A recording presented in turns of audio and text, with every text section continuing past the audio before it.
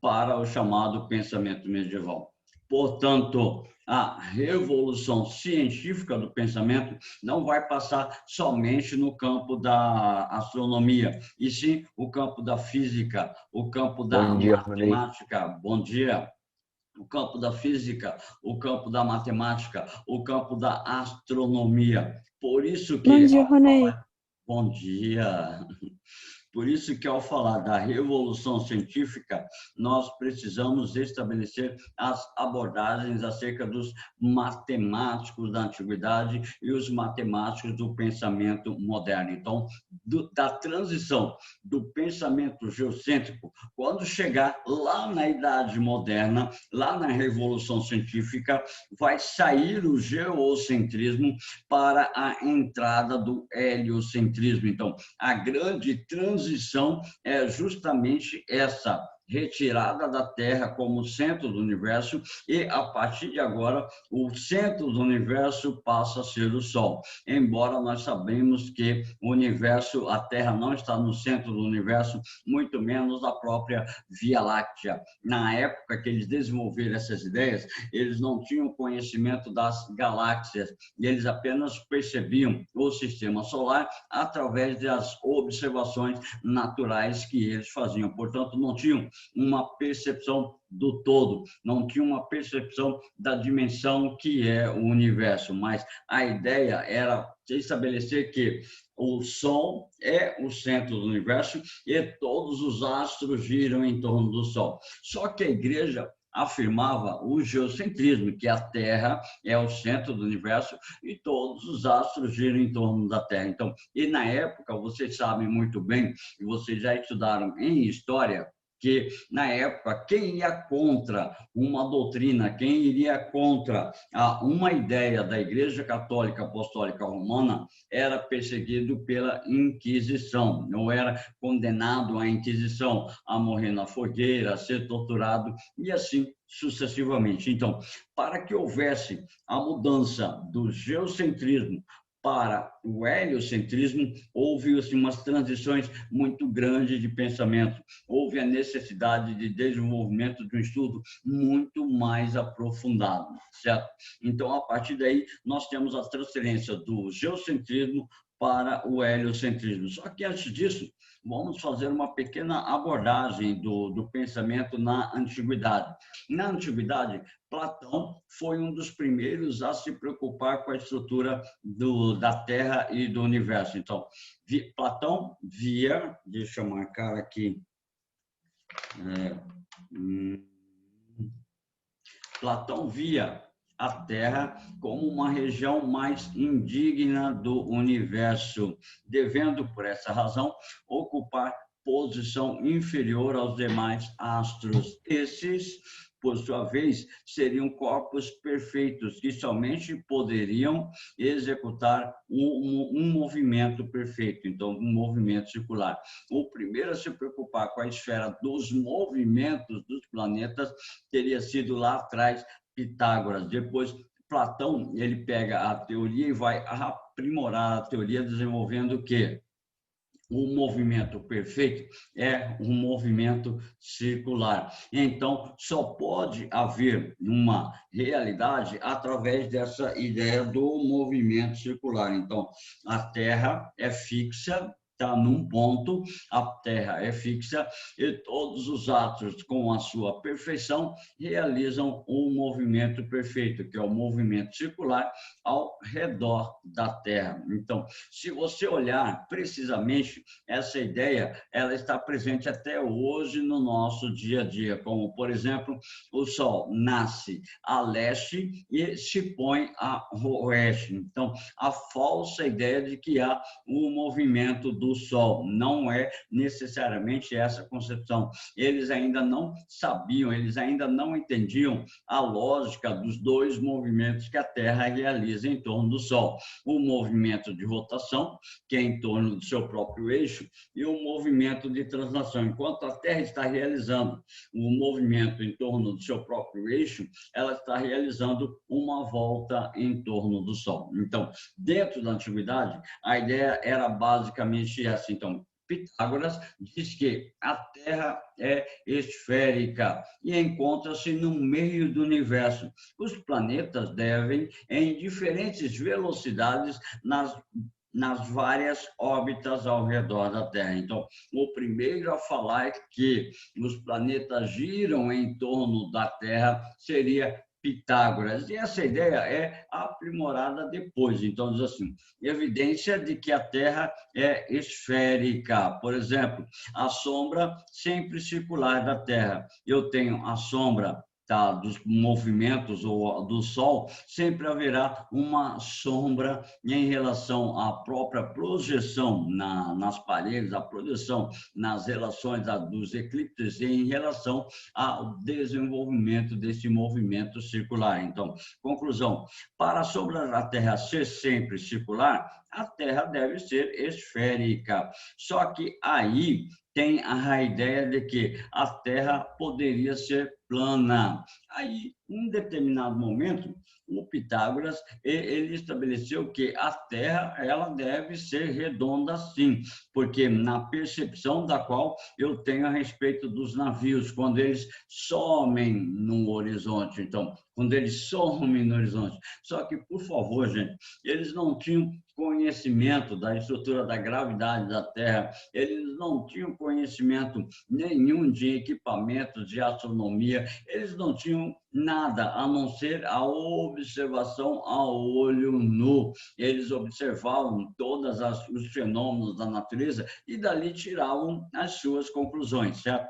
Aristóteles, então, ele firma a ideia de que a Terra é o centro do universo e todos os outros planetas giram ao seu redor. Então, a ideia que vai ser fundamentada a respeito de que a Terra é o centro do universo, gira em torno do Sol, é a tese de Aristóteles, que vai ser inspirada diretamente no pensamento de Cláudio Ptolomeu. Na antiguidade, Cláudio Ptolomeu, ele foi o responsável por estabelecer a teoria de que a Terra é o centro do universo.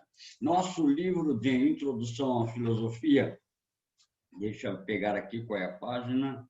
O nosso livro de introdução à filosofia fala a respeito das ideias assim. A Revolução Científica modificou a visão de mundo tradicional que se remetia aos gregos, sobretudo a Aristóteles.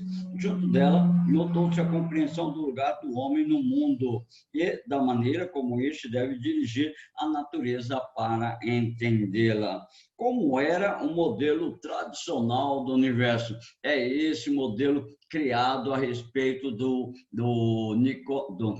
Cláudio Ptolomeu. É Cláudio Ptolomeu que vai desenvolver um modelo geocêntrico. Então, consolidou o modelo geocêntrico criando os epiciclos, ou seja, vários planetas girando ao redor da Terra. Então, essa seria a ideia de Cláudio Ptolomeu, da estrutura geocêntrica, com Aristóteles, reafirmando a ideia. Se você perceber, os ciclos são como Platão havia instituído, ou seja, são círculos, tá? A órbita que os planetas vão realizar ao redor da Terra seriam círculos perfeitos, onde vai estabelecer a órbita dos planetas e do Sol em torno da Terra, certo? Então, são essas condições fundamentais a respeito da organização do pensamento geocêntrico. Deixa eu ver, me mandaram mensagens aqui. Ok, Bruno, tranquilo, tá ok? Então, é o seguinte, dentro dessas concepções acerca da realidade do mundo material ou da astronomia, a ideia é justamente de estabelecer o geocentrismo como verdade. Então, Cláudio Ptolomeu foi o último dos grandes sábios gregos, procurou sintetizar o trabalho de seus precursores, desenvolvendo também no seu sistema, foi dominante por 14 séculos em considerável parte do mundo, principalmente na Europa feudal, na Europa medieval. O pensamento de Cláudio Ptolomeu perdurou e muito nessas regiões. Então, através disso, se estabelece uma concepção acerca da realidade. Então, a realidade era que a Terra era o centro do universo. Então, até que essa tese ela é ampliada, essa tese ela é desenvolvida pelos chamados padres da igreja, porque se você olhar, realmente parece que o Sol nasce e o Sol se põe. Só que você não tem a percepção do movimento de rotação que vai ocasionar o dia e a noite. Então, os primeiros filósofos a se preocupar com essas teses são os chamados filósofos modernos, principalmente Nicolau Copérnico, que nós vamos falar daqui a pouquinho a respeito do Nicolau Copérnico. Então, dentro dessas ideias, nós temos os epiciclos, ou seja, a Terra, tá? A Lua e os planetas que giram em torno do Sol em formas perfeitas, circulares perfeitas. O que quer dizer chamados esses epiciclos? São vários ciclos em torno de uma esfera, em torno de um próprio círculo, ou seja, todos os planetas giram de maneira circular ao redor da Terra. Então, aí a concepção máxima dentro deste pensamento, dentro dessa estrutura, está literalmente ligada ao desenvolvimento do pensamento moderno. Diz assim, cadê? O sistema aristotélico ptolomaico também propõe a ideia de que apenas um mundo abaixo da Lua está sujeito a constantes transformações que experimentamos, enquanto da Lua para cima o universo é perfeito e não passa por mudanças. Então, abaixo da Lua, ou seja, somente no planeta Terra, acontecem mudanças e transformações. Além da Lua, acima da Lua ou fora da órbita da Terra, os outros planetas são perfeitos e não precisam estabelecer qualquer mudança. Isso na concepção antiga de Aristóteles e Cláudio Ptolomeu. Contra este modelo, o desafio mais urgente veio do pensamento de Nicolau Copérnico, tá? Astrônomo e matemático polonês. Embora encontremos na obra de Copérnico, a obra de Copérnico é considerada o marco do modelo heliocêntrico, que coloca o Sol no lugar anterior ocupado pela Terra. Então, o indivíduo ou o teórico que vai retirar a ideia de que a Terra é o centro do universo e passa a estabelecer como centro do universo o Sol, é obra desse polonês chamado Nicolau Copérnico. Então, Nicolau Copérnico ele vai abalar toda a ideia do conhecimento científico dentro da Igreja Católica Apostólica Romana. Só que, assim, Copérnico ele era monge da Igreja Católica, ele era padre da Igreja Católica. Portanto, ele não poderia ir contra os ensinamentos da Igreja. Na verdade, os estudos dele levou cerca de mais ou menos 30 anos, tá, para ser divulgado. E isso é claro que ele tinha um grande medo de ser perseguido pela Igreja Católica Apostólica Romana ou pela Inquisição da Igreja Católica. E foi depois dele um camarada chamado Giordano Bruno que deu prosseguimento às análises de Copérnico, que culmina com Galileu Galilei, um nome bem conhecido de vocês, chamado pai da física moderna, o pai da astronomia moderna, Galileu Galilei, que vai reestruturar as teses de Copérnico e vai reafirmar o heliocentrismo. Então, a partir de Galileu Galilei, ninguém mais passa a discutir se é o Sol ou se é a Terra. A partir de Galileu Galilei, a partir dos estudos, a partir das análises, a partir dos experimentos criados por Galileu Galilei, inclusive a criação do primeiro telescópio é com Galileu Galilei que passamos a instituir uma nova percepção acerca do conhecimento astronômico, ou seja, é a partir de Galileu Galilei que cai por terra de uma vez a ideia do geocentrismo. Então,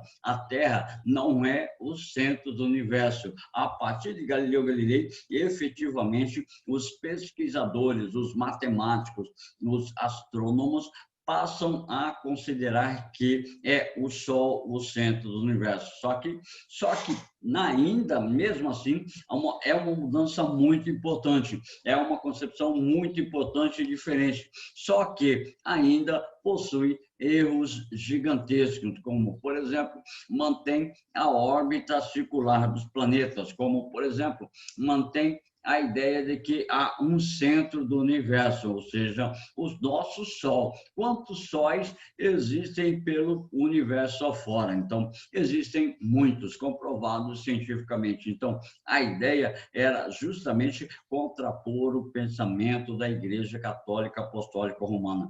Nicolau Copérnico foi perseguido, Galileu Galilei foi perseguido, Giordano Bruno morreu sob perseguição da Inquisição. Então, esses filósofos, eles corriam muito perigo com suas ideias, combatendo o pensamento da Igreja Católica Apostólica Romana, certo?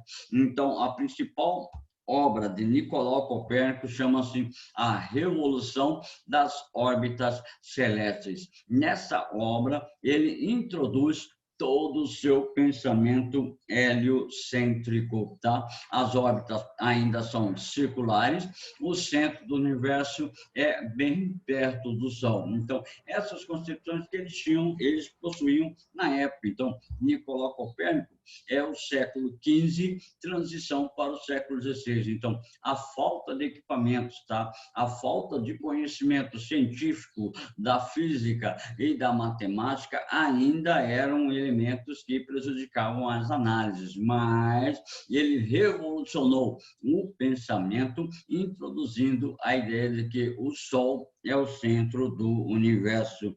Se cai numa prova, se cai numa atividade, a importância de Nicolau Copérnico para a revolução científica é a transição do pensamento geocêntrico para o pensamento heliocêntrico, certo? Então, a ideia está centrada assim. As ideias, as teses de Nicolau Copérnico que combatiam as teses de Cláudio Ptolomeu ou a tese da antiguidade. Segundo Cláudio Ptolomeu, vento, nuvens e projéteis sopram para o oeste. Segundo Nicolau Copérnico, a Terra arrasta um envoltório atmosférico, ou seja, não são o vento que vai estabelecer essa possibilidade de mudança, e sim o movimento da Terra que arrasta tudo aquilo que envolve, tudo aquilo que está ligado à sua estrutura atmosférica. A velocidade de rotação estilhaçaria a Terra. Segundo Nicolau Copérnico, a esfera celeste gira com velocidade maior. Então, a Terra, ela gira em torno de si mesma. Diz assim, o modelo aristotélico ptolomaico pode nos parecer estranho, já que temos conhecimento hoje de que a Terra gira em torno do Sol, e não ao contrário, mas ele tinha virtudes que justificavam a sua aceitação praticamente restrita no final da Idade Média. Em primeiro lugar, ele estava de acordo com a atitude natural diante da experiência sensível, considerando que apenas nossa experiência diária seria nenhuma reflexão. Não temos a sensação de que a Terra gira ou de que a Terra está se movendo. Então, o primeiro a tentar provar essa teoria foi Nicolau Copérnico, que a Terra está em constante movimento. Só que nós não percebemos esse movimento que a Terra realiza. Nós não percebemos ela girando, a não ser pela ocorrência do dia e da noite. Mas você, no seu corpo, você não sente o movimento. Então, necessariamente, é por isso que os indivíduos falavam que a Terra era fixa, tá ok? Cláudio Ptolomeu, defensor, então, do chamado geocentrismo, Nicolau Copérnico, defensor do heliocentrismo. Para o geocentrismo, o objetivo é o homem é o objetivo da criação. Então, é uma concepção religiosa, é uma concepção ligada à ideia de que a Terra é o centro do universo. Se a Terra é o centro do universo e na Terra existe o homem, então o homem é o objetivo da criação do planeta para poder viver e para poder procriar dentro dessa esfera do próprio planeta. No heliocentrismo, desconsidera a ideia do próprio homem e coloca o Sol como o centro do universo. Ptolomeu considerava as esferas como centros deslocados da Terra. O horizonte não muda, o horizonte será sempre o mesmo. Copérnico usou o mesmo argumento para afastar definitivamente a Terra do centro do universo. Então, a partir do momento que eu posso perceber o meu horizonte, eu percebo o movimento da Terra em estrutura ao redor do Sol, certo? Copérnico revolucionou a ciência ao mostrar que a Terra gira em torno do Sol. A Igreja ficou perplexa com essa teoria, pois, segundo seus teólogos, a Terra era plana e imóvel, e propriamente o centro do universo. Portanto, o Sol girava em torno da Terra. E para você contestar uma ideia, para você contestar uma tese do conhecimento da Igreja, você estava correndo sérios perigos, como nós falamos a respeito do processo que nós temos da perseguição por meio da Inquisição. Então, a Igreja passa a ficar atenta às nomenclaturas criadas por Cláudio com Nicolau Copérnico a respeito do questionamento de se a Terra é ou não o centro do universo. Então, essas ideias estão ligadas diretamente à mudança do pensamento na época. Então, para desenvolver suas teorias, Nicolau Copérnico instalou um observatório no alto de uma torre. Ali passou dias e noites a observar o céu. Copérnico fez inúmeros cálculos com instrumentos por ele mesmo fabricados. Tudo que descobriu apontava para o mesmo resultado. O Sol não se move, ele está no centro de um conjunto de planetas que giram ao seu redor. Então, no nosso livro de filosofia, a página 34, temos o tópico que fala assim, os tópicos, ou aliás, os cálculos de Copérnico. E nele vai falar tudo isso que a gente está explicando agora. Então, diz assim na página 35, Copérnico ousou considerar a possibilidade de um modelo completamente diferente, e ele não foi o primeiro, e a sua inspiração pode ter saído de outros astrônomos antigos ou medievais, que imaginavam a explicação de diversas para os movimentos usados. Copérnico se interessou por descobrir se essas suposições levariam a um modelo mais preciso. O resultado foi um modelo muito mais eficaz do que parecia estranho no sistema aristotélico ptolomaico. Então, foi a introdução do heliocentrismo. Então, apesar do erro com relação à órbita circular, porque hoje nós sabemos que não é uma órbita circular, e sim uma chamada órbita elíptica, que foi provada por Johannes Kepler a respeito da órbita dos corpos celestes. É uma órbita elíptica e não numa órbita circular. Uma elipse, muita gente costuma falar elipse como sendo oval, tá? É parecido, é próximo do ser oval, mas é uma própria elipse enquanto tal. Então, a sua teoria heliocêntrica abriu caminho para a busca de maior compreensão a respeito do universo, da natureza do homem.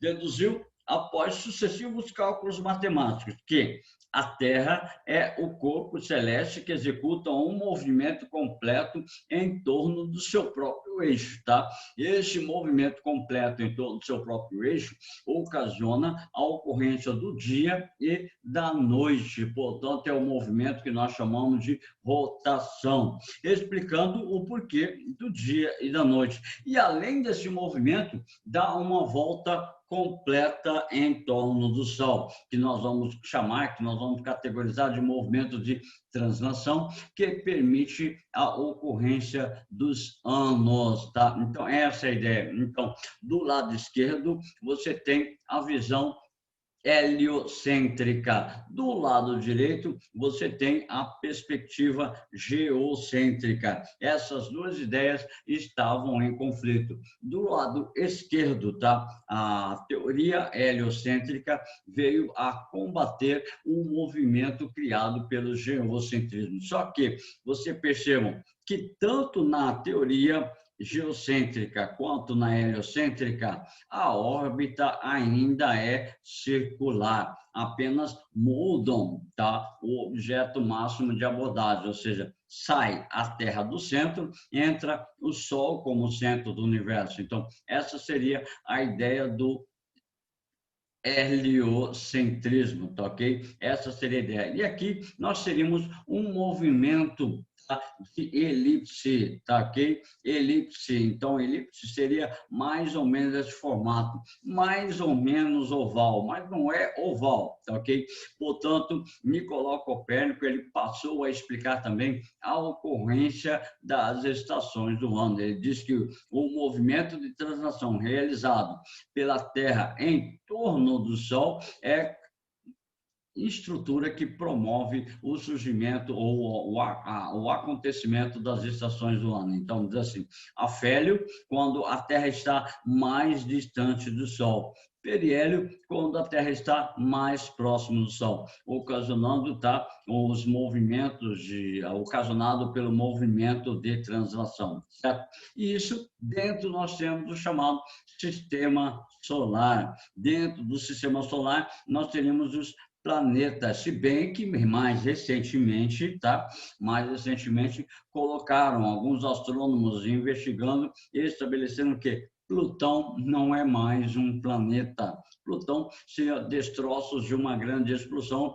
que teria acontecido há bilhões de anos. Então, que Plutão não é mais um planeta. Se você quiser, pode pesquisar no National Geographic que você vai perceber as reportagens acerca de que Plutão não é mais um planeta. E as mudanças vão ocorrendo, as mudanças vão acontecendo acerca da percepção do universo, certo? Somente 20 anos após a divulgação dos primeiros comentários de Copérnico, que o frade dominicano Giordano Bruno revelou seus estudos sobre universo infinito. Opa, deixa eu pegar aqui.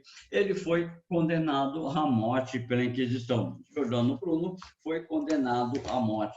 Já Nicolau Copérnico, ele vai ser perseguido pela Inquisição, ele nega a sua teoria para que ele não fosse virar churrasquinho humano, tá? Na fogueira, ou perseguido pela própria Inquisição, certo?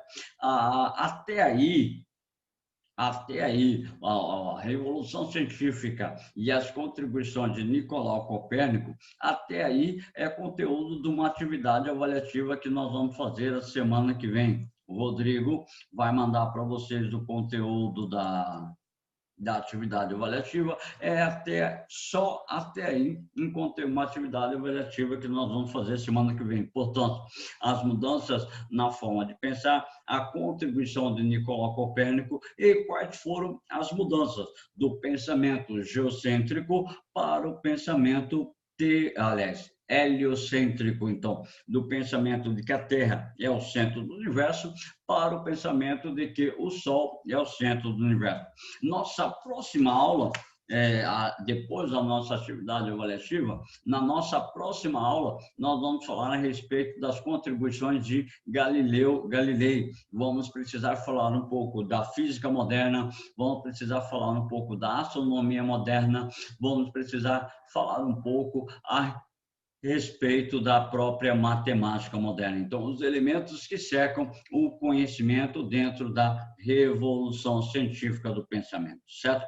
Para vocês, eu desejo uma ótima semana, uma ótima quarta-feira, um abraço carinhoso para todos vocês.